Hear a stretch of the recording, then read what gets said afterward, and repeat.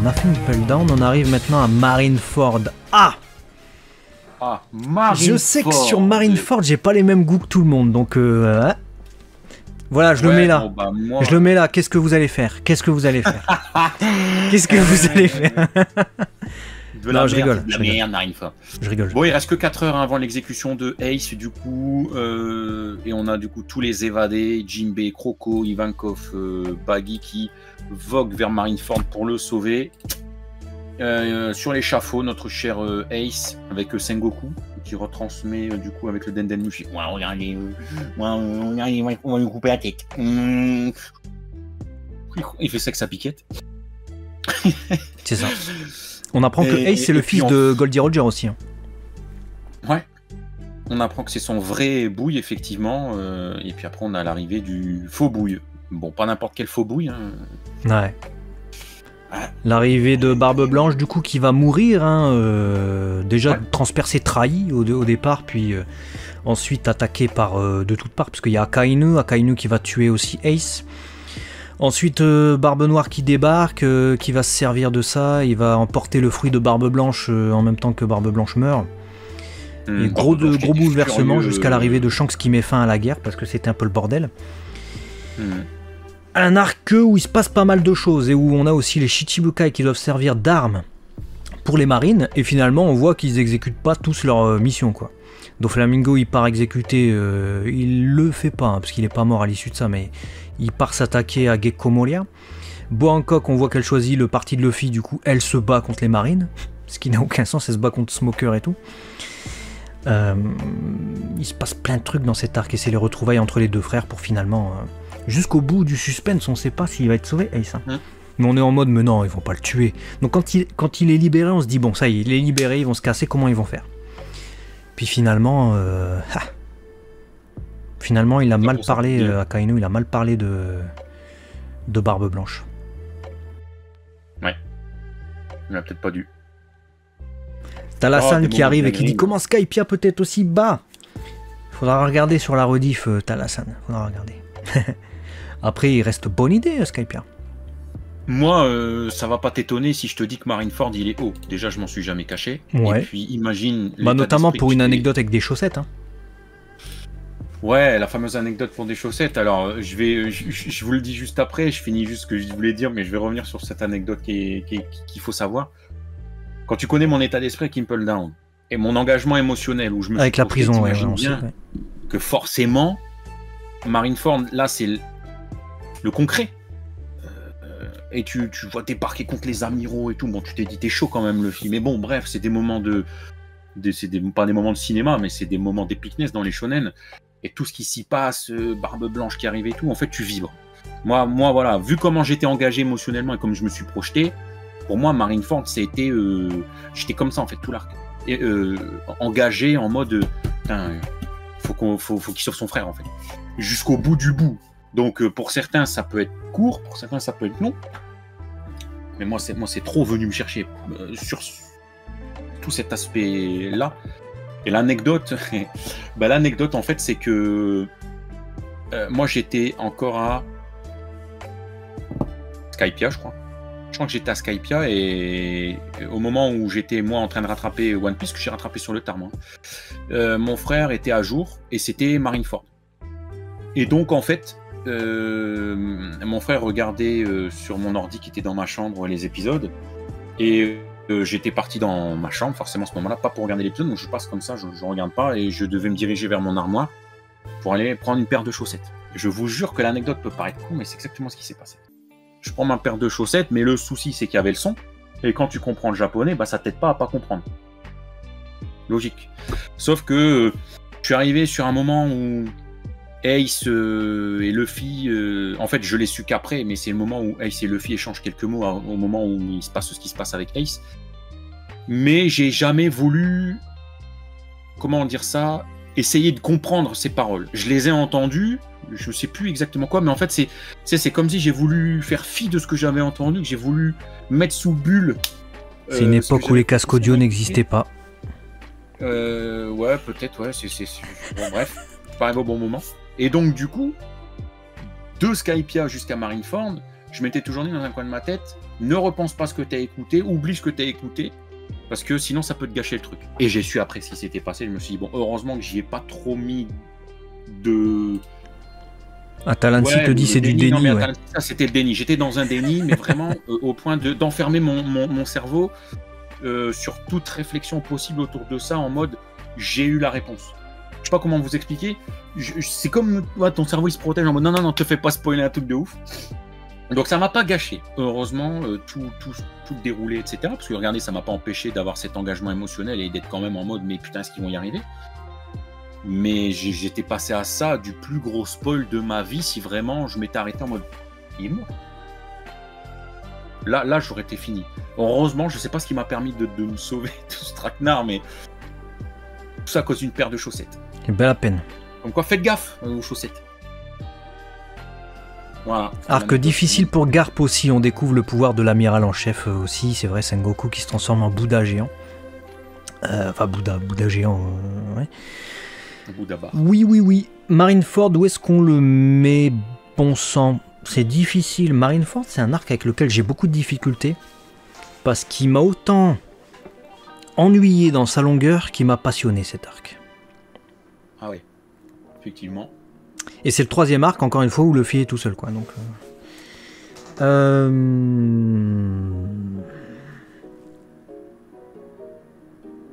vous allez me voir réfléchir longtemps comme ça, je pense.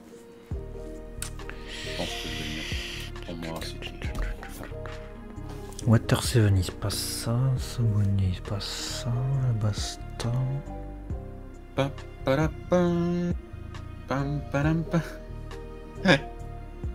J'avais déjà une idée. Marineford. Je sais qu'il y en a plein et ils vont le mettre là. Moi, je le mets pas là. Moi. Je le mets certainement pas là. C'est pas mon arc préféré, Marineford. Ouais, de toute façon, et je le mets pas dans mes arcs préférés.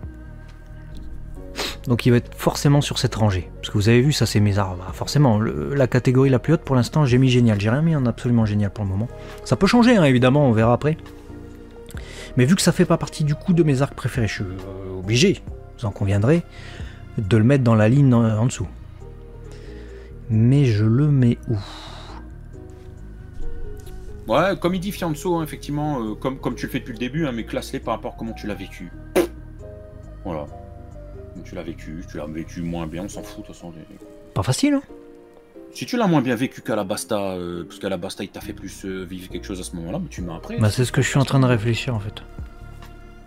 Est-ce que t'as préféré Marineford à Shabondi par exemple? C'est la question. Qu'est-ce qui t'a fait le plus? Ouais, bah du coup je pense que je vais les mettre quasiment ex aequo en fait, parce que ouais je pense un peu au-dessus, mais Ah voilà, c'est tout, c'est comme ça, c'est ton truc. Attends, Alabasta. Ouais, non, je crois que ça va rester comme ça. C'est très dur, mais ça va rester comme ça. Tu l'as mis où toi du coup? Ah moi il est là-haut. Vas-y, bah montre-nous. Moi il est là-haut. Montre-nous ça. Monte un peu. Ah ouais, moi je l'assume. Ah ouais, il l'a mis en deuxième. Je suis pas original là-dessus, parce que tu l'as dit, il y en a qui vont le mettre là. J'ai rien dit, je t'ai laissé voter. Ok. Mais je vous l'explique, voilà, je vous explique vraiment comment ça s'est passé pour moi. C'est-à-dire que c'est pas juste parce que ouais, c'est la bagarre, c'est la guerre. C'est pas ça en fait. Moi c'est vraiment moi l'engagement émotionnel que j'y ai mis. Bien sûr, j'ai un frère unique et j'aurais fait la même chose en fait. Tout ce que Luffy a fait, à partir du moment où il a appris à Amazon Lily, moi j'aurais fait la même en fait. Moi, tu me dis, il faut aller avec les prisons avec des fous furieux, j'y vais. Moi, je descends tout, moi, je casse tout. Je remonte, je brave la mort, je fais tout. Donc, en fait, vraiment, c'est con, mais c'est ce qui m'a transcendé. Je n'ai eu ça qu'à ce moment-là de l'œuvre, où, en fait, c'est con, mais il y a des moments, tu fais comme un... Je sais pas comment miroir. Ça, ouais, un effet miroir. Et je l'ai vécu comme ça. Pourtant, c'est moi le grand frère hein, dans le truc, donc normalement, c'est l'inverse. Mais je l'ai vécu comme un effet miroir, et à ce moment-là, je me suis dit, mais il se passe un truc comme ça avec mon frère, je deviens fou. Et donc, quand tu vis tout ça, c'est vraiment le Marineford, c'est ennemi, ami, peu importe, tous ceux qui peuvent m'aider, aidez-moi, celui qui veut pas m'aider, Amiro, pas Amiro, je vais te mettre un bâton dans le fiac. Tu vois, t'es vraiment dans cette détermination psychologique, et donc j'ai suivi les aventures de Luffy comme pouvant être la mienne. Donc, ouais, moi, ça m'a pris les tripes sur ce truc-là. Il y en a d'autres, ce sera vraiment une vision, ils le mettront peut-être aussi haut que moi, mais pour un argumentaire totalement différent. Mais moi, c'est vraiment ça qui a joué une des plus belles cartes que j'ai pu avoir dans One Piece. On a eu des ouf, hein. De toute façon, dans le génial, c'est que des dingueries. Hein. Mais, voilà, bah pour en tout cas Creeperman, ça serait en très bonne idée. Parce qu'il y a une touche épique, on ne peut pas le nier, avec un côté grande bataille, Barbe Blanche son fruit aussi, on découvre un fruit de ouf, hein, qui va du coup profiter à Barbe Noire après. Et Luffy qui apparaît au final comme peu puissant par rapport au monde, nous dit que Creeperman, c'est vrai qu'il y a cette dimension-là. Pour le Didi, c'est carrément son arc préféré, tout manga confondu. Pour Fianso, yes. Marineford, c'est un duo qui est toujours discuté et discutable. Je dis ouais, bah regarde, Fianso qui dit yes, je suis content que quelqu'un d'honnête qui dit les termes sur Marineford, c'est de la bombasse mais en longueur. C'est type Dressrosa, voire Wano. Par rapport à ce que j'ai dit, hein, par rapport au fait que j'ai dit que c'était long. Après, Marineford fait partie des gods de One Piece, hein, mais et par contre, il ajoute le fait d'avoir inséré Baggy à Impel Down a donné une toute autre direction à l'œuvre, et c'est grâce à ces arcs-là. Et je suis d'accord, le fait d'avoir inséré Baggy à Impel Down l'a fait ressortir là à Marineford, où il prend une autre dimension, hein, vraiment à Marineford. C'est à partir de Marineford vraiment qu'il y a ce truc de on va suivre Baggy-sama et tout, c'est notre maître religieux et tout. Ouais. Non mais voilà, du coup. On est post-Marineford du coup maintenant. Ouais. De guerre aussi. Rappelle-nous les événements. Je sais que Luffy il pleure, il se fait cogner contre un mur par Jinbei. Il y a Boa Hancock, Rayleigh, Shaki sont tous dans le coin. Luffy va s'entraîner. Ouais, bah c'est ça. Les dernières paroles de Barbe Blanche et sa mort provoquent le chaos, surtout Grand Line. Ça, c'est à Marineford. La suite se prépare, doit tenir l'insurrection d'Impel Down, notamment le fait que Barbe Noire ait libéré des prisonniers du 6e sous-sol, comme on l'a dit. Luffy entre la vie et la mort, son esprit, son corps dans un état critique, à cause des efforts pour s'évader. Ah, c'est l'arc du Mont Corvo, nous dit Kurohashi. D'accord, ouais, c'est l'arc. Oui, c'est vrai, bah oui. Parce que Ace, il lui a dit, ouais, Dadan et tout ça au moment de mourir. Et du coup, quand Luffy chiale et tout ça, on a du coup tout le flashback de son enfance, où on découvre qu'il y avait un troisième frère qu'on connaissait pas, Sabo. Et on découvre Dadan, et on découvre qu'ils ont été élevés ensemble au Mont Corvo, et du coup il y a Terminal Grey Terminal, je sais plus quoi, tous ces conneries, et puis l'enfance des trois gamins, quoi. D'accord, c'est cet arc-là. Ah, cet arc-là, c'est le premier arc que j'ai lu 100% en manga avant de le voir en animé. Et je vous jure qu'en manga c'était putain de long. Je me suis dit quand est-ce que ça s'arrête. En manga, 17 chapitres. 17 chapitres 17 semaines du coup. Voilà, parce qu'il faisait pas de pause comme maintenant à l'époque. 17 semaines, ah moi je l'ai vécu, c'était long. Je me suis dit putain. Mais n'oubliez pas, c'est le 4e arc où ils sont séparés.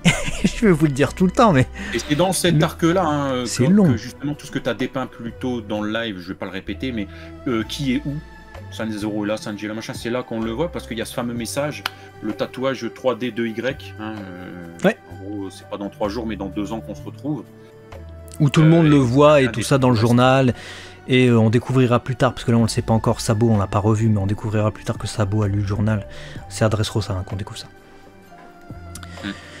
Bon putain, cet arc c'est clairement pas mon préféré post-war. Luffy qui chiale contre un mur avec Jinbei, et puis l'enfance, il y avait des trucs sympas, je dis pas.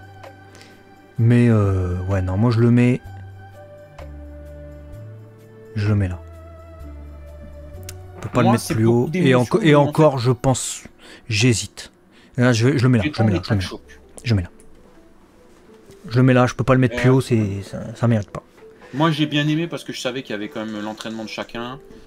Bon, un peu de longueur hein, sur le fait que Luffy pleure. Bon, en même temps, on n'en serait pas moins, mais je veux dire, c'est vraiment hein, une sorte de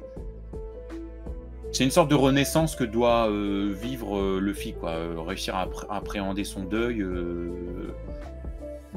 C'est un peu plus larmoyant le post-war. Voilà, il faut digérer, faut. Et puis ça casse un peu le truc en fait, parce que tu sors d'une grosse bataille.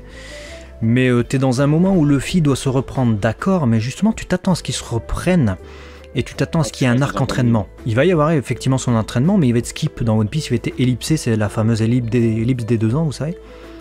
Et du coup Oda il nous prépare un arc flashback, où t'avais déjà eu le passé de Luffy, tu savais ce qui s'était passé, mais non, il nous remet un autre passé, Oui, c'est pas le premier qui fait ça, il l'a fait avec Sanji aussi. Et du coup, tu découvres encore d'autres trucs. Alors, je dis pas, ça sert totalement l'histoire, hein. Ça, il n'y a pas débat là-dessus. Mais en longueur, ça m'a un peu fait chier, quoi. C'est le premier vrai long flashback de One Piece, peut-être. Ok. Moi, je l'ai mis en même temps que Post Enies Lobby, en fait. C'est les mêmes ressentis. Moi, je l'ai mis en bof. Ils m'ont hypé, mais... Voilà. Je l'ai mis à peine au-dessus de Foxy, en fait. Ok. Voilà. Ok. Il mérite pas plus. Je comprends. Retour à Sabaody. Ah, ils ont séparé Retour à Sabaody et Fishman. Ouais, apparemment. Ah ouais, bah écoute. Pareil. Ouais, bah c'est vraiment séparé tel quel, apparemment, même officiellement. 5 chapitres, 6 épisodes, mais c'est séparé. Bon, je vous rappelle, donc la marine, un nouvel amiral commandant en chef, donc Akainu. Suite à un combat intense entre Akainu et Aokiji, on l'apprendra plus tard, ça. Akainu a décidé de déplacer le quartier général de la marine sur l'île où le G1 était installé avant l'ellipse afin de défier les 4 empereurs. Luffy a reçu sa nouvelle prime de 400 millions suite à la bataille Marineford. Depuis l'arc Shabondi et l'ellipse des 2 ans, les pirates des Mugiwara ne s'étaient pas réunis. Ils se réunissent donc pour la première fois depuis ces 2 ans sur l'archipel Shabondi. Avec leur nouveau look, on découvre leur nouvelle dégaine, en plus de leur nouvelle prime. Kuma qui a gardé le bateau. On découvre qu'il avait une mission qui était préenregistrée de protéger le Sunny.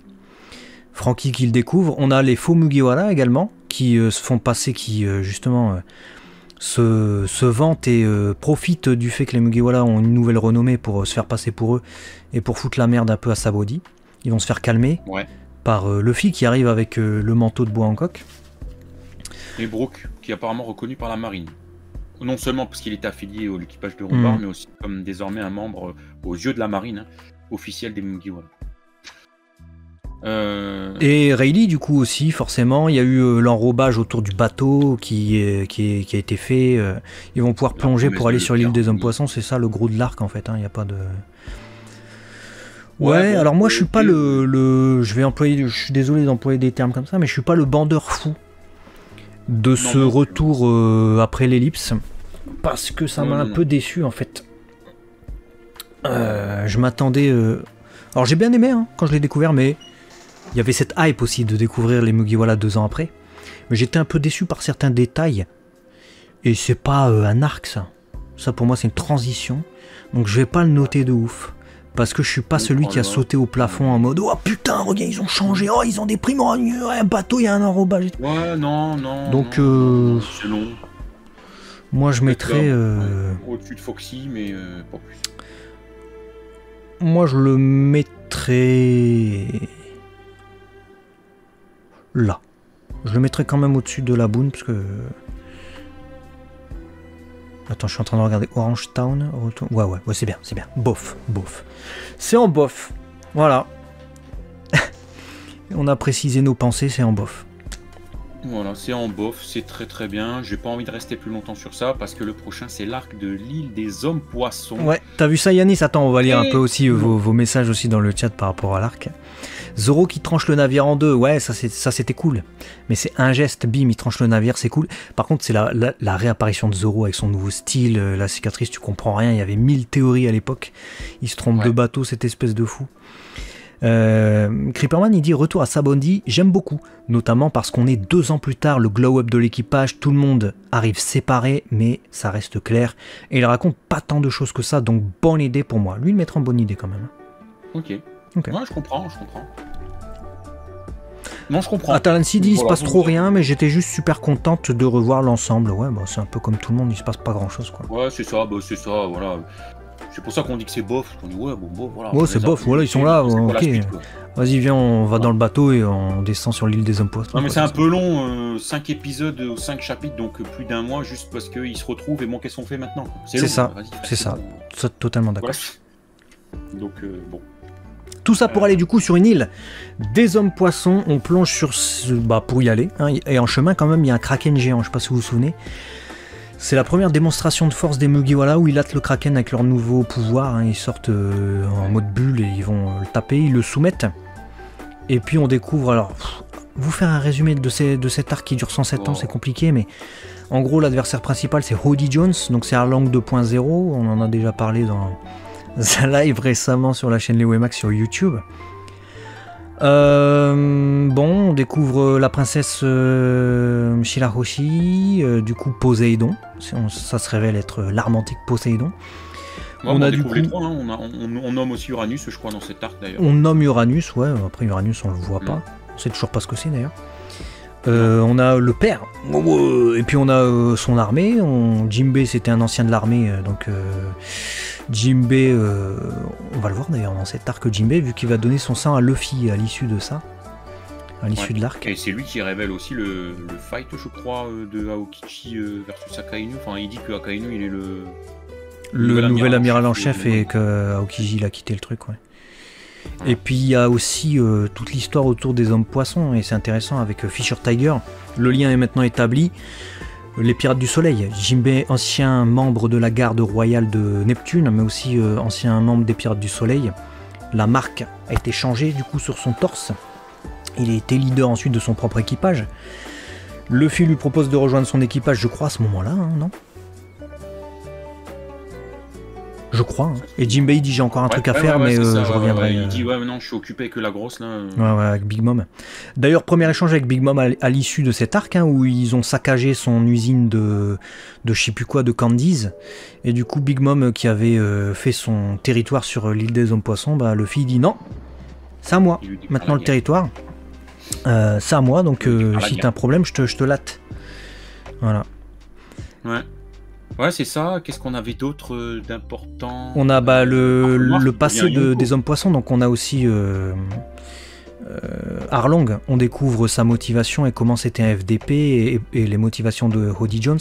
On découvre aussi Koala, qui était une humaine esclave, mais on sait pas encore qu'on va la revoir plus tard et en mode glow-up, hein, ça on sait pas. Et surtout, bah, c'est l'affrontement contre les hommes poissons, et on découvre toutes les nouvelles techniques, les nouvelles capacités des Mugiwara. Usopp qui manie les plantes maintenant, il balance des groseilles et il te fait pousser des loups. T'as Caribou aussi qui découvre le secret de Poséidon en étant infiltré dans le bateau des Mugiwara.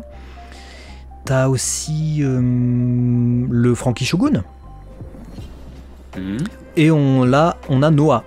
L'arche Noah et le combat avec Vanderdecken, le gars qui est fou amoureux de Shirahoshi, je crois, et qui peut envoyer des trucs partout là. Attends, il envoie un truc qui atteint sa cible, et sa cible c'est forcément quelque chose qu'il a touché, je crois, hein, une merde comme ça. Et c'est pour ça qu'il met un gant pour pas retoucher quelque chose. Je crois que c'est ça. Ouais, c'est ça, je crois que c'est ça. Ouais. Et on découvre que Sanji a une maladie incurable, nous dit président Naruto. Ouais, effectivement. La maladie Whisen du nez, ouais. Et je sais pas si je l'ai dit tout à l'heure, je sais plus, je crois que oui, mais je sais pas si tu l'avais entendu, mais c'est pendant ce temps-là que Barbe Noire est devenu Yonko. Ah ouais, d'accord. Voilà. En parallèle, on apprend 2 ans après, ok, bah pendant ce temps-là, il est devenu Yonko. Voilà. Moi, l'arc de l'île des hommes poissons, c'est vraiment un arc en demi-teinte. Tout ce qui s'y passe, c'est des faits hyper importants pour l'œuvre, la relation, les hommes poissons, on découvre beaucoup plus de cette race qu'on avait découvert avec Jinbei certes, mais surtout avec Arlong aussi au tout départ. L'environnement que j'adore, que là on n'est pas dans le ciel, on est plongé sous l'eau, et c'est un environnement que j'ai toujours aimé, hein, depuis tout petit, le milieu comme ça aquatique, et même s'enfoncer dans les abysses et tout, j'ai trouvé ça... le voyage c'était un petit bonbon. Voilà, découvrir la faune et la flore marine, un environnement dépaysant, etc. Voilà, ça c'est les gros points positifs. Mais alors la longueur de l'arc, ça vient gâcher tous les points positifs. Ouais. Peut-être pas gâcher, mais ça fait que limite tu sors de là, tu vois, enfin c'est fini. Alors que putain, il y avait des bons trucs à la base. Sur lesquels profiter. Donc je suis totalement d'accord. Je sais pas sur quel pied danser en fait. Parce que émotionnellement, j'ai autant ressenti des trucs positifs au début, tu vois, comme je te dis, hein, vraiment, les dingueries où on apprend, que des émotions négatives. Ah, c'est chiant, c'est quand que c'est fini là. J'en peux plus. Je te jure, j'en peux plus. Donc si je dois baser sur l'émotion, c'est chaud. Ouais, Kurohashi, pire méchant de One Piece, hein, je suis d'accord. Hodie Jones, l'un des pires. Bah, même nous, on l'a bâché dans notre live, donc c'est compliqué. Donc... Ouais, moi je suis... J'ai réfléchi où est-ce que je le mettrais, mais c'est pas pour Hodie Jones, en tout cas, qui figurait assez haut dans mon classement. En fait, quand je dis assez haut, c'est-à-dire que si c'était que pour juger Hodie Jones, je le mettrais là. l'arc. Mais vraiment, je rigole même pas. Mais avec tout ce qui se passe, les Mugiwara qui brillent, l'histoire autour, Jinbei, le Poneglyph, le frère de Tom, le frère de Tom, le putain de frère de Tom. Bon, j'ai réfléchi. En mode, est-ce que je le préfère à celui-là? Est-ce que je préfère ça à ça? Et je pense que je le mettrai là. Donc je le mettrai dans moi, juste au-dessus de Little Garden. Ah bah écoute, je suis en train de me demander si je le mets là ou si, tu vois, je le mets là. C'est pour moi la place. C'est vrai qu'il y a Otohime aussi, hein. Il y a la princesse, la mère de Shirahoshi. Il y a l'intrigue aussi avec Myosgard, hein, qui était un FDP Tenubito, qui va la rencontrer et tout ça, qui l'a fait tuer. C'est lui qui l'a fait tuer, mais non, c'est Hody Jones, cet enfoiré qui lui tire dessus et qui fait genre, c'est les humains de la surface qui ont fait un truc. Hody Jones, vraiment une merde, hein, ce gars-là.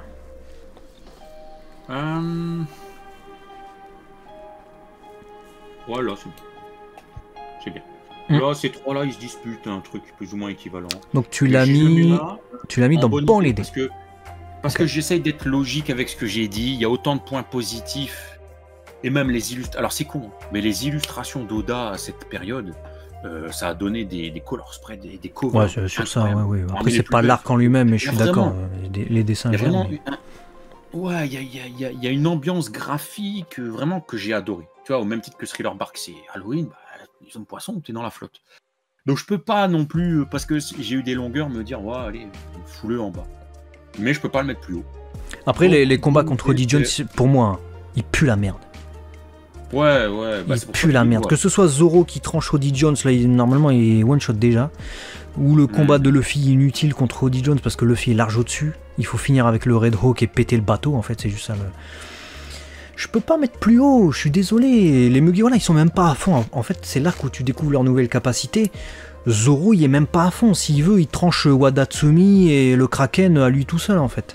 Il fait rien, Zoro, dans cet arc en vrai.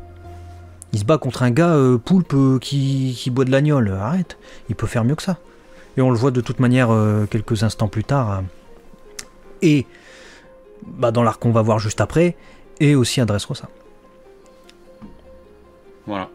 Et ben écoute, l'arc juste après, je te propose d'en parler. Punk Hazard. Punk Hazard. Yes, j'adore l'ambiance de Punk Hazard. Encore une ambiance vraiment marquée en mode putain, on est devant une base, c'est un peu urbex. Tu peux pas pénétrer, t'as un panneau d'où notre trépasse ou je sais pas quoi. Ouais. Et puis finalement il rentre et c'est une île coupée en deux, c'est génial. Ça, moitié feu, moitié glace. Et on comprendra pourquoi, vu qu'évidemment on est obligé de vous parler un peu de ce qui s'est passé. C'est sur cette île en fait qu'il y a eu le combat entre Akainu et Aokiji. Donc du coup la moitié de l'île a été glacée, l'autre elle est enflammée. Il y a un dragon géant, il fait écho du coup à ce qu'a fait Ryuma, Zoro. Il va trancher la tête du dragon géant. Et puis c'est l'île en fait de l'ancienne île de Vegapunk. Punk Hazard ça s'appelle. Et sur cette île, il y a Caesar Clown. Je suis lololololololo. Voilà, on affronte un scientifique de génie qui s'autoproclame plus grand scientifique du monde, quoi, mais qui est finalement sur papier l'un des persos avec le chara-design en termes de méchants les plus stylés, qui avait tout pour être l'un des meilleurs ennemis, ou en tout cas parmi les meilleurs, parce que son pouvoir, le gaz et tout, il te fait flipper. Mais Oda l'a pas assumé jusqu'au bout. En plus doublé par Yusei Nakao, donc on adore, voix de Frieza, bref, que des voix cultes. Mais il l'a fait tomber un peu dans la cassosserie, et ô combien c'est dommage. Ô combien c'est dommage. L'ennemi majeur de l'arc n'est plus l'ennemi majeur en fait. C'est quasiment Vergo en fait qui est la grosse menace. Donc il y a le combat de Law et de Smoker contre Vergo. Law du coup qui décide aussi de faire l'alliance avec Luffy à cet endroit-là. Punk Hazard, endroit où on rencontre Kiemon, qui est coupé en deux d'ailleurs. Kiemon il lui manque des morceaux. Alliance pour aller du coup latter Kaido entre Law qu'on aimait déjà plutôt bien, qu'on avait en sympathie, et là qu'on va vraiment découvrir. On découvre aussi son pouvoir, toutes les facettes de son pouvoir. On connaissait le Room, sa capacité de switcher aussi. Là on le voit qu'il peut prendre les cœurs et les maintenir en vie. Et on découvre aussi que l'eau est devenue un Shichibukai, hein, en ramenant 100 cœurs aux marines, donc très certainement sans les tuer finalement, 100 cœurs de pirates qu'il a ramené. Après on sait pas ce qu'en ont fait les marines, mais... Et je trouve que, tu vois, Punk Hazard, c'était un arc un peu plus Bresson dans ce que ça racontait, parce qu'on se disait, ah ouais, il y a des scientifiques de génie comme ça, qui ont fait des dingueries, mais en même temps, tu as aussi cette alliance avec l'eau qui se forme, et on nomme Kaido, et on se dit, attention, là, ok, tu t'es amusé, t'as vu des géants, t'étais Little Garden, t'as fait Marineford, d'accord. Ok, tu viens de faire les hommes poissons, post-ellipse, vous êtes forts, d'accord. Attention les gars, là ce qu'il y a après, c'est un autre monde, c'est un autre délire. Kaido, on te le vend comme un truc, voilà, même l'eau joue ce rôle de régulateur pour Luffy en mode, on va faire une alliance, mais on parle de Kaido là. On nous parle aussi en parallèle de l'incident de Rocky Port, effectivement, Xeno Trigger, et il y a toute cette histoire, tu parlais de Bresson avec les gamins qui servent de cobayes, de sujets d'expérience pour Caesar Clown, ce qui en fait vraiment un fils de... Voilà. Du coup, ils vont être sous la tutelle de Tashigi qui est là, et du coup c'est les retrouvailles Zoro Tashigi. Monet qui se fait tuer, Smiley qui se fait tuer, ça fait 2 utilisateurs de fruits du démon qui se font tuer. Et Momonosuke aussi, qu'on découvre dans les décombres, là, gamin affamé qui mange un fruit et qui se transforme en dragon rose. On découvrira bien plus tard, là on ne le sait pas encore, que c'est un fruit artificiel fait sur la base du fruit de Kaido. Et d'ailleurs, tu parles de fruits, mais je crois, hein, si je dis pas de conneries, que c'est dans cet arc qu'on comprend un peu plus le mécanisme des fruits, genre comme dans le cas du... Où est-ce qu'il se réincarne une fois que t'es mort? Ouais, totalement. Bah, c'est en fait quand Smiley meurt. Quand Smiley meurt, donc vous savez, c'est cette espèce de slime gigantesque, empoisonné qu'a fait Caesar Clown. Quand Smiley meurt, en fait... Attends, c'est quand Smiley meurt ou quand Monet meurt? Non, c'est quand... c'est là. C'est quand Smiley meurt, hein. Bah, en fait, il y a une sorte de cage comment dire, j'allais dire un cajot, mais c'est plus un truc qui sert à transporter des fruits qui est là à proximité. Donc quand l'utilisateur du fruit du démon meurt, en fait, on voit que l'un des fruits qui était aux alentours absorbe, je sais pas quoi, le démon peut-être, va savoir. En tout cas, le fruit du démon renaît à proximité, dans un des fruits qui existait déjà, un fruit qui existait déjà, une pomme en l'occurrence. Ouais, puis affrontement vers Vergo, on l'a dit. Smoker qui a un rôle hyper intéressant, je trouve aussi à Punk Hazard. De ouf. Son dernier, c'est un peu son dernier tour de force à Punk Hazard, hein, pour le moment. Ouais. Mais j'ai bien aimé son personnage à Punk Hazard. Non, vraiment, moi c'était un arc que j'ai beaucoup aimé. J'ai bien kiffé. J'ai bien kiffé. Il y avait guère que le combat contre Caesar Clown, qui était d'une déception abyssale, hein, quand tu t'attendais à un truc de fou avec ce personnage qui a un pouvoir quand même surcheaté, hein, il peut te tuer normalement, tu respires, t'es mort en fait. Donc c'est juste ça qui est la déception du truc. Et puis toujours, c'est à partir de là qu'on commence les longueurs, hein, quelques longueurs ci et là, mais... Ah ouais, Creeperman, t'es chaud. Creeperman, il nous dit Punk Hazard, alors là attention, l'environnement est sous-exploité, ça se fait en huis clos bordélique, ça veut raconter trop de choses, de Flamingo Family, les enfants élevés par Caesar, le pays d'Oie. Rien d'épique, le méchant est en dessous de Luffy, il n'a le dessus que grâce à l'effet de surprise. Monet est plus charismatique que lui. Non, du coup ça va être le seul arc qui va en nul pour moi. Ah ouais, waouh. Ah ouais, toi t'es toi t'es hardcore, ouais. Ah ouais, non, moi Punk Hazard, jamais de la vie va en nul. Non. Ah, il y a Xeno qui dit aussi, c'est le retour de Barbe Brune, c'est vrai, Barbe Brune, tu te rappelles de ce gars-là? Et il réapparaît là en mode crocodile et tout, c'est vrai que t'as tous des gens coupés en deux. Et qui ont des morceaux d'animaux et tout ça, moi j'ai adoré l'ambiance de notamment Monet, hein, d'ailleurs. Voilà. Bon, Punk Hazard, où est-ce que je trouve ça, moi? Tourne autour de Punk Hazard, je trouve qu'ils ont un cachet. Non, Punk Hazard, ça tue sa mère. Arrêtez de mal parler de Punk Hazard. Punk Hazard. Où est-ce que je mets ça, moi? Punk Hazard. Alors déjà... Punk Hazard... Je vais le mettre dans ces eaux-là, mais je sais pas où. Moi, il va pas en web, il va en bonne idée, sûr et certain. Je sais pas. Il est au-dessus du village Shiro, pour moi, au-dessus de l'Octang, je pense. Est-ce qu'il est au-dessus du Barati ou est-ce qu'il est au-dessus du Barati? Allez, moi je le mets là. Tu l'as mis où toi? Bah, on l'a mis exactement au même endroit de ce que je vois sur le. Mais non. Mais non. Ah, écoutez, ouais, non, mais Punkazard. Non, si, bah ouais. Sanji qui s'agenouille. Moins d'émotion que dans l'arc du Bharati, parce qu'il faut pas abuser non plus, arrêtez vos conneries, parce que tout à l'heure il y en a, ils ont insulté l'arc du Bharati. Allez vous faire voir ceux qui insultent l'arc du Bharati. Non. Mais c'était bien, voilà. c'était bonne idée, Il y a Creeper, Creeperman, il précise sa pensée, il précise sa pensée, il dit Punkazard sans blaguer, c'est l'arc qui m'a fait arrêter One Piece pendant plusieurs années. Moi, les deux arcs qui m'ont fait arrêter One Piece, c'est le Mont Corvo, ce putain de flashback de merde là que j'ai mis. Vous l'avez vu de toute façon, je l'ai mis où? Je l'ai mis post-war, je l'ai mis en bof parce que bon, il y avait des révélations et tout. Et puis c'est tout. En fait, parce que Dressrosa, à un moment donné, j'avais décroché, mais parce que c'était un peu long, j'avoue. Mais j'aimais bien Dressrosa, j'aimais bien l'ambiance. Je suis comme toi, j'adorais l'ambiance, mais à un moment donné, il m'a fait décrocher. Ouais, non, mais voilà, non, mais pour moi, Punkazard, c'est là. Hein. Et puis, exactement comme dit Atalansi, il hype de fou pour la suite cet arc, mais de fou. Mythe malade. On te tease Kaido. C'est clair. Doflamingo, on te tease qu'il va falloir aller taper Doflamingo, détruire son business avec Kaido pour foutre la merde et tout ça. Ça tue. Et puis Alliance Marine, pirate, c'est avéré, ça y est là. Ouais. Tu vois, Smoker, Tashigi, ok, tous les pirates ne sont pas à mettre dans le même panier, on l'a déjà vu à Alabasta, mais maintenant c'est bon, on vous aide, il y a quoi? En plus, ce Vergo, c'est une pourriture. Non, très bien. Pas très bien, on va pas s'exciter non plus, c'est pas le maximum, hein, mais il y a mieux. Mais très bien. Du coup, Dressrosa. Ouh. Ouais. Là. Ouais. Là, c'est dur.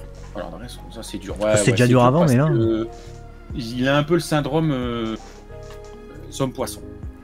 Ouais, il est long. Il est long et ça c'est en sa défaveur. Mais on est dans une ambiance quoi. On est en Espagne, on est dans un truc totalement Barcelone. Alors dis pas à un Catalan qu'on est en Espagne, hein, surtout.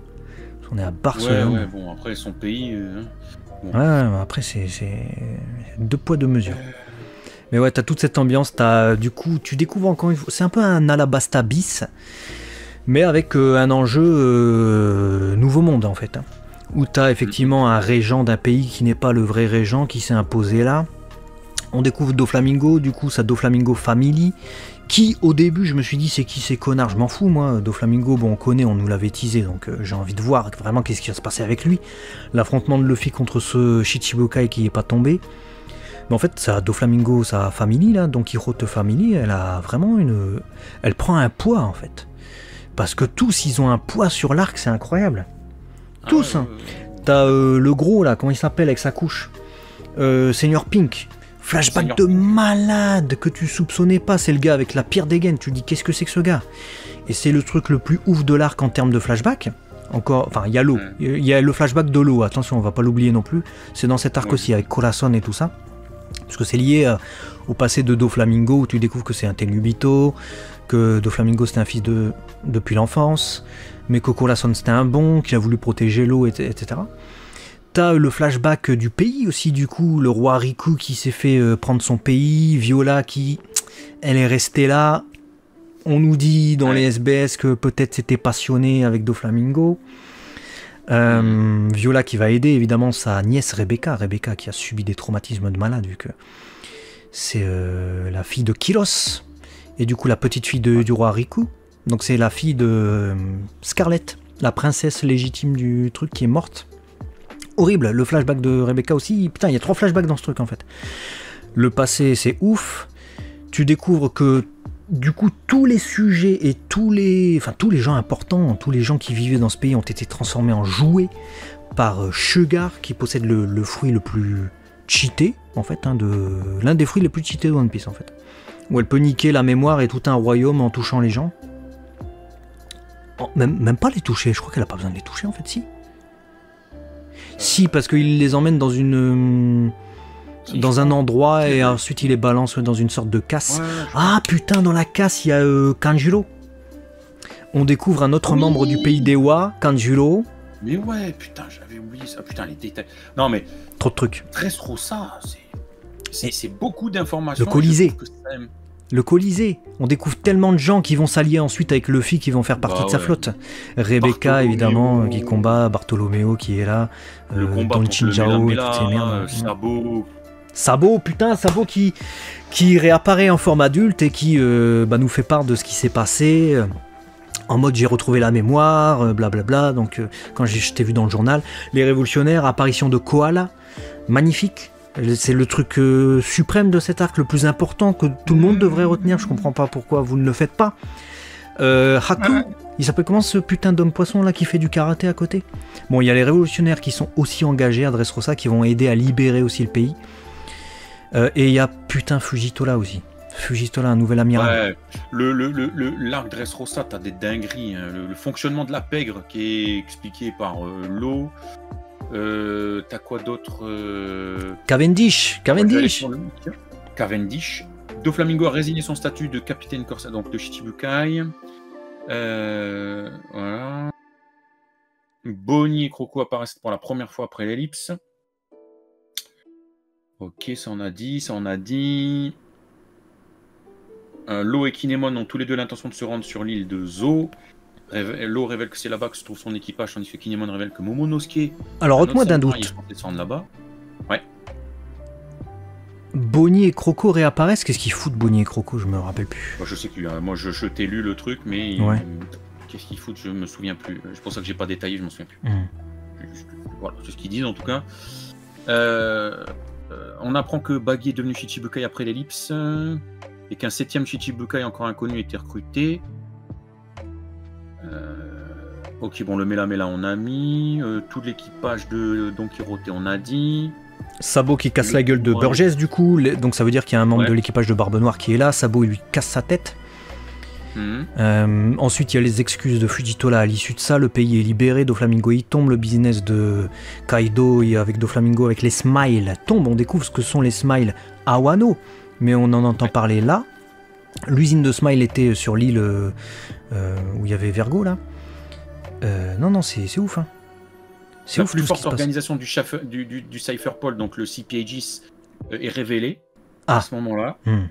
Fujitola, du coup, qui révoque Lo Shichibukai. Le Gear Force, putain, on a failli l'oublier, président Naruto. Le Gear Force, God Usopp. Le Gear Force. La cage, où il y a. Bon, la cage, c'est juste le prétexte pour, vous savez, comme j'appelle ça, le sablier, quoi.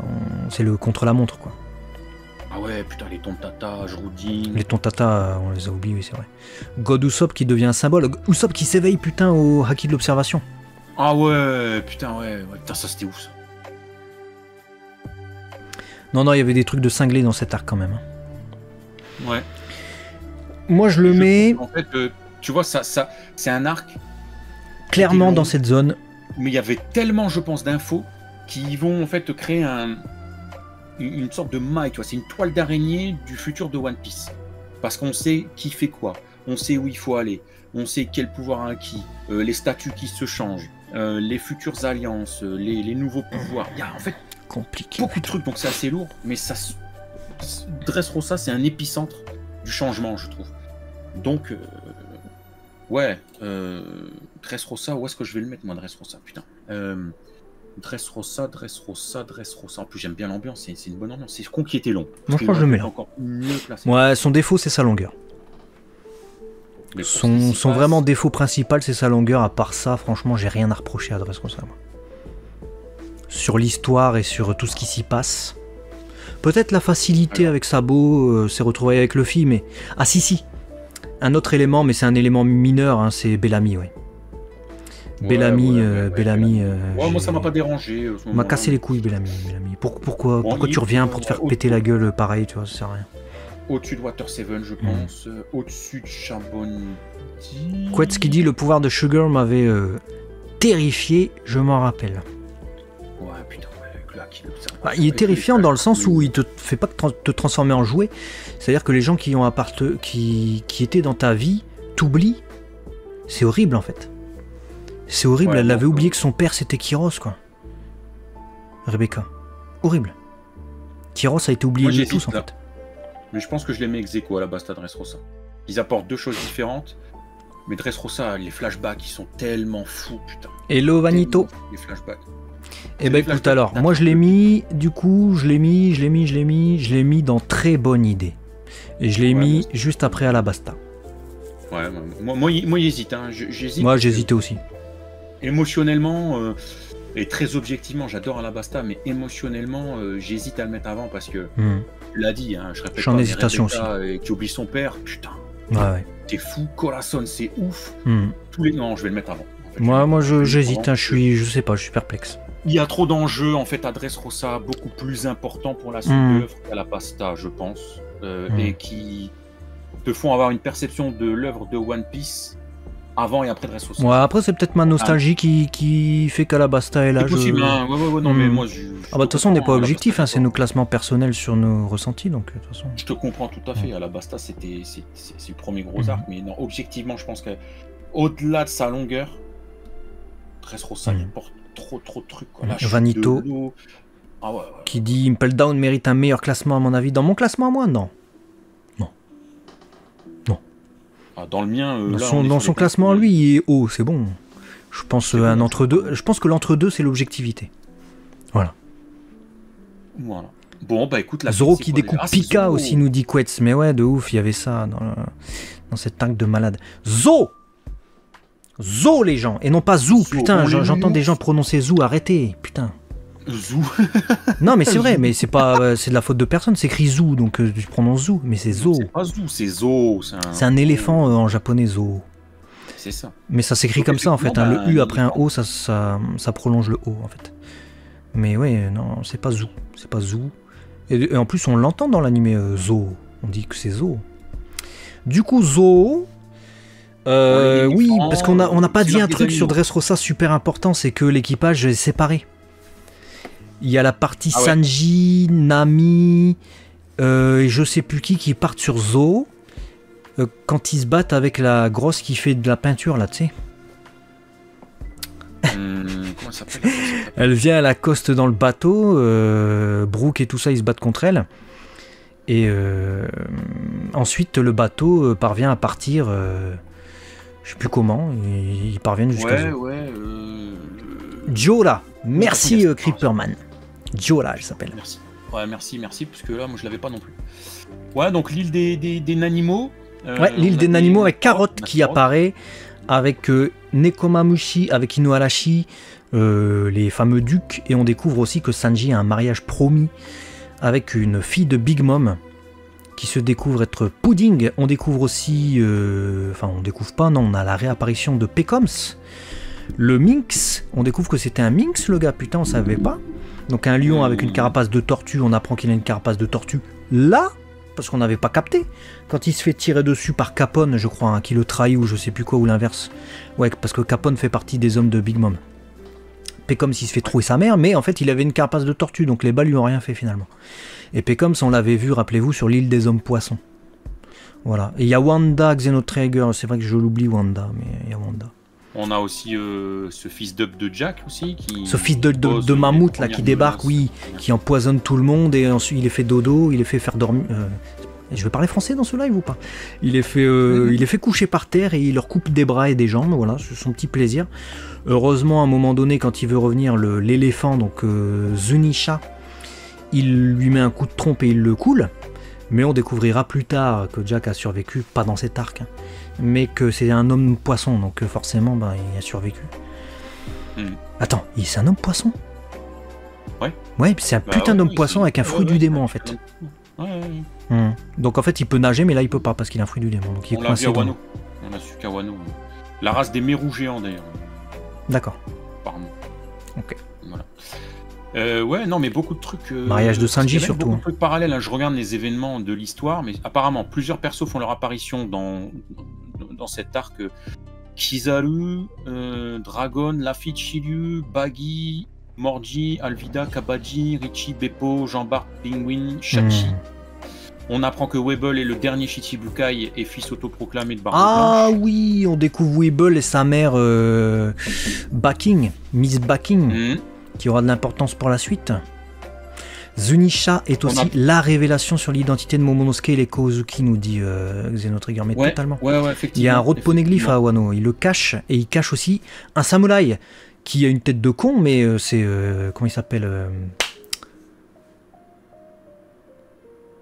Laizo. Laizo, Ouais, j'allais qui est dire Laizo, protégé. mais je sais pas si c'est. Ouais, je savais que j'allais dire Hanzo, parce que c'est un nom connu, mais c'est pas ça. Oh, Studio, merci. Merci beaucoup, Studio, pour le sub. Oh, merci mon studio, Merci, tu studio. gères mon studio. Merci. On a Dragon qui déclare son intention de regrouper tous les leaders de l'armée révolutionnaire. Ouais, Burgess putain, a trouvé putain, la base putain, oui. principale des Révos. Putain, les Révos, enfin ça bouge et tout, putain, oui. On apprend que Kaido et Big Mom possèdent chacun un road poneglyph. Mhm. On apprend que Goldie Roger et Kozuki Oden sont les seules personnes connues à avoir atteint Raftel et avoir découvert les secrets du monde. Pour moi, c'est à partir de Zo, et c'est logique finalement, que tout ce qui est lié au samouraï prenne une importance. Au début, je m'en tapais un peu. Il y avait Kinemon qui était coupé en deux, qui parlait en faisant des P. Il y avait Momonosuke qui, quand il avait peur, il se transformait en dragon rose et puis il allait se cacher dans les seins de Robin ou Nami. Bon, et puis il y avait Kanjuro avec son rouge à lèvres qui faisait de la peinture, donc je m'en battais un peu les steaks. Et puis d'un seul coup, il y a cette histoire avec Laizo qui a une tête de con et qui balance des parchemins et des fumigènes, mais il y a toute une histoire avec Kozuki Oden et Kaido, justement, qui a renversé le royaume et qui, où faut le faire tomber, est un Momonosuke vraiment qui devient un vrai petit garçon, le vrai petit fils de son père, le shogun légitime du truc, qui vient supplier Luffy de libérer son pays. Là, pour moi, ça prend tout son sens. Et là, vraiment, les samouraïs maintenant rentrent dans notre cœur, quoi. En plus, ils ont été protégés par les Minks. Donc tu as fait connaissance avec les Minks en vrai avant, en fait. Parce que les samouraïs, tu les connais depuis avant, mais ils sont comme je te les ai dépeints en vrai. Donc les Minks, eux, sont bien présentés, sont bien exposés. Et tu vois toute la foi qu'ont les Minks envers ces samouraïs. Tu dis, ah putain, c'est pas de la merde ces samouraïs, en fait. En fait, Zo, c'est l'excuse et le réceptacle de toutes les informations extérieures, un peu intérieures aussi, mais qui vont dessiner la suite et ou d'autres choses. C'est pas forcément une action au centre, à part bon Jack qui fait le fou et tout, mais ce que tu as dit, on utilise toute cette trame niveau des samouraïs, qui a fait quoi quand, Kaido Big Mom ils ont ça, voilà ce qui s'est passé à ce moment-là avec Oden machin, les Shichibukai c'est devenu ça, on nous dit que la rêverie est sur le point de commencer aussi, on nous dit qu'Apu est désormais allié à Kaido, Kid est capturé par Kaido. En fait, Zo, c'est un peu c'est cet épicentre d'informations clés pour la suite de l'œuvre, plus que une bataille comme à Dressrosa. Une bataille à l'île des hommes poissons, il faut faire tomber Rudy Jones. Voilà. Zo, c'est un peu tout ça. Et cet arc, je le trouve différent un peu des autres. Enfin, il apporte une dimension propre. C'est un peu comme l'arc post-Seignes Lobby, sauf qu'il se passe quelque chose pour les Mugiwara, quoi. Enfin, pas un recrutement, plutôt un départ, vu que Sanji y part. Enfin, Sanji est parti, et du coup, quand ils arrivent, Nami est en pleurs, et elle révèle ce qui s'est passé. Ouais. Donc, ouais, il y a plein de trucs dans Zo, et Carotte embarque sur le bateau avec Pedro aussi. Hein. Donc ça, c'est important aussi. Pas mal. Je sais pas où mettre ça, putain. Je sais pas où mettre ça. Enfin, quoi que je dis là. Ouais, Sanji qui quitte les Mugiwara, quoi, ça. Ça m'a fait chier. Hein. Sanji qui quitte les Mugiwara, je me suis dit, putain, on va devoir se fighter contre Big Mom et tout. C'est le moment, toi, de faire tes caprices et tout, de faire ton truc, là. Ouais, moi, il m'a un peu fait chier son caprice. J'en reparlerai après. Bon, Zo, on met ça où, putain? Là. Ouais. Bon, je regarde pas ce qu'il fait. Hein. Mon retour est sur cet écran-là. Je ne regarde pas. Je regarde mon écran de contrôle où vous avez le truc. Je pense que je vais trouver un emplacement cohérent. Est-ce que je préfère ça et mes préférences. Impel Town Zone. Merci Full69. Je le mets là. On est 3654 followers. On a gagné 15 followers aujourd'hui. Non. Merci les amis. Allez. Sérieux? Ouais. Merci beaucoup. Merci Frère, beaucoup. Tu l'as mis exactement au même endroit que moi, juste après Punk Hazard. Allez. Je te jure. Allez. Ah ouais, mais moi je préfère Punk Hazard à Zo, mais par contre Zo pour moi est au-dessus de Lockdown. Ouais. Moi c'était par rapport à Impel Down, est-ce que je préférais Zo à Impel Down et je préfère Zo, donc j'ai mis Zo. Ok, ouais, bon, moi c'était pas la même question. Et ça m'a encore gueulé par rapport à Impel Down. Faites chier avec votre prison là. Regardez Prison Break si vous êtes si fan de prison que ça. Arrêtez de me casser les noix. Non, Zo c'est bien, c'est bien. Bonne idée, il est dans la catégorie bonne idée, ça mérite. Sur notre live. Hein. Comment? On va lire vos avis. Absolument génial, nous dit Creeperman, pour la narration innovante qu'il présente avec les Lynx et les samouraïs alliés depuis longtemps. C'est une masterclass, même s'il est court. Ah ouais, Creeperman, il est toujours. Il est tranché, Creeperman. Creeperman. Ouais, mais après, voilà, je pense que c'est encore une fois ce qu'on dit, c'est ce que ça te fait ressentir. Donc, bon, si. C'est toujours subjectif, évidemment. Ouais. Voilà, nous, on est open à. Tous les avis sont dans la nature, de toute façon. Donc ouais, Xeno qui regardez Oz, la série, hein, pas le géant antique, lol. Bah écoute, j'ai envie de regarder parce que moi qui aime bien les milieux carcéraux, mais par contre à chaque fois que je lance la série, c'est tellement vieux visuellement, j'ai peur de... Enfin je sais pas, ça, j'ai du mal à me lancer en fait. Ok, moi je connais pas. Je vous propose qu'on revienne sur One Piece, du coup. Une pièce. Avec Whole Cake. Putain, il y a tellement à dire encore une fois dans cet arc, Whole Cake.